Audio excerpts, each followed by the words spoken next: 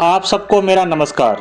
शुरू करते हैं आज की पोस्ट। भारत कई क्षेत्रों में विश्व के बड़े बड़े देशों को बुरी तरह पछाड़ रहा है। हमारी आज की पोस्ट भी इसी पर होने वाली है। तो शुरू करते हैं मुद्दे की बात। विश्व के कुछ देशों की बात करें, जैसे अमेरिका, इंग्लैंड और जर्मनी विकसित देशों में आते हैं। इनकी जीडीपी भी दुनिया के तमाम देशों में सबसे ज्यादा है। जैसे अमेरिका की जीडीपी $23 ट्रिलियन, यूके की $3.2 ट्रिलियन, जर्मनी की $4.1 ट्रिलियन है। इसके मुकाबले भारत की जीडीपी $3.5 ट्रिलियन है और यह विकसित देश भी नहीं है, फिर भी उसने इन देशों को पटकनी दी है। दरअसल यह मामला डिजिटल ट्रांजैक्शन का है। दिसंबर महीने में भारत के डिजिटल ट्रांजैक्शन के आंकड़े निकल कर आए हैं, जिसमें यह बात पता चली है कि दिसंबर महीने में एनुअल बैलेंस पर $1.5 ट्रिलियन की डिजिटल ट्रांजैक्शन हुई है, वह भी सिर्फ दिसंबर के एक महीने में। यह कोई छोटी खबर नहीं है। इसे हम साधारण भाषा में इस तरह समझ सकते हैं कि यदि हम अमेरिका, इंग्लैंड और जर्मनी तीनों देशों की ट्रांजैक्शन को भी जोड़ ले तो यह भारत के डिजिटल ट्रांजैक्शन से कम है। इससे पूरी दुनिया हैरान रह गई है, क्योंकि इन तीनों देशों की टोटल जीडीपी भारत की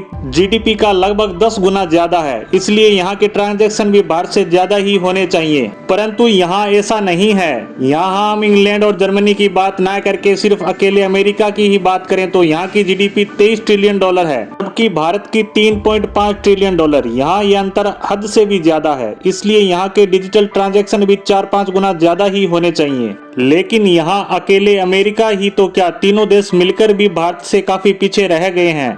अब यहाँ कुछ लोग यह मुद्दा भी बनाएंगे कि भारत की जनसंख्या भी तो इन सब देशों से काफी ज्यादा है, तो मोबाइल उपभोक्ता भी ज्यादा ही होंगे, जिससे डिजिटल ट्रांजैक्शन करने वालों की संख्या भी तो अधिक ही होगी। स्वाभाविक बात है। तो अब अपने कुछ आंकड़ों की बात करते हैं। जर्मनी, ब्रिटेन और अमेरिका तीनों देशों की जनसंख्या अगर आपस में मिला ले तो लगभग 50 करोड़ हो जाती है, जबकि भारत की टोटल जनसंख्या 140 करोड़ है, लगभग इनसे 3 गुना ज्यादा। अब बात करते हैं प्रति व्यक्ति की आय की, तो भारत में यह है सालाना $2100 ही है, जबकि सिर्फ अमेरिका की ही बात करें तो यह प्रति व्यक्ति आय लगभग $65,000 है। यानी अमेरिका के लोग भारत के लोगों से 30-31 गुना ज्यादा पैसे कमाते हैं, और जहां कमाई ज्यादा होगी तो सीधी सी बात है खर्च भी तो ज्यादा होगा। यानी डिजिटल ट्रांजैक्शन भी ज्यादा होना चाहिए, परंतु ऐसा नहीं हो रहा है, क्योंकि इन तीनों देशों में डिजिटल रेवोल्यूशन नाम की कोई चीज नहीं है। लोग पुराने तरीकों से ट्रांजैक्शन कर रहे हैं, जैसे कार्ड या फिर कैश पेमेंट से। इसका कारण यह है कि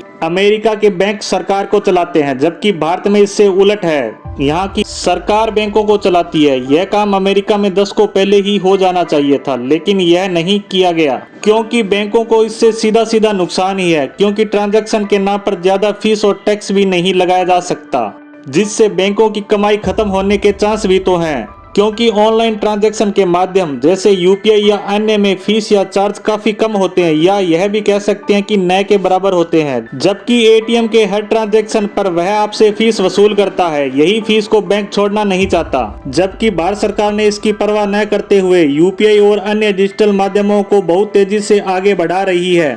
यह केवल भारत में ही नहीं बल्कि भारत के बाहर भी हमने कई अरब देशों के साथ संधि की है, जिससे हमारे डिजिटल माध्यम वहां भी काम कर पाएंगे। इतना ही नहीं, इसके साथ साथ साउथ ईस्ट एशियाई देशों में भी यूपीआई को फैलाया जा रहा है।